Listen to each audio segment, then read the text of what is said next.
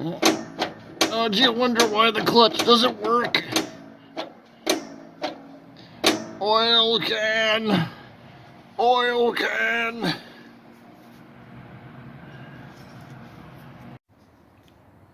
Alright. It is the 3 weeks since I picked up the tractor. And it's the end of the second week working on it. I haven't put the tire back on yet, the back wheel, but it is holding air. I am completing my conversion into a car battery, which it probably doesn't really need, but you know, I found you can get a brand new lead acid car battery for this for 85 bucks.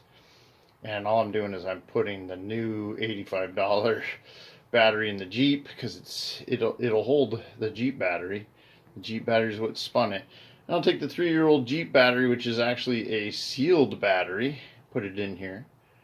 Ideally, it would be AGM so that it doesn't it stands up to the vibration. But I think it'll be fine. Lead, won't be sealed lead acid won't leak acid. So I did have to grind down a little tab that was right there in that opening.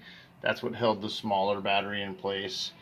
And ideally I would have a battery tray and a proper tie down, but for now I just took the flap disc, knocked the rust off of here, cut that one little tab, painted it so it stops rusting, and we'll put the battery in and we'll see if we can get it to run today and move today.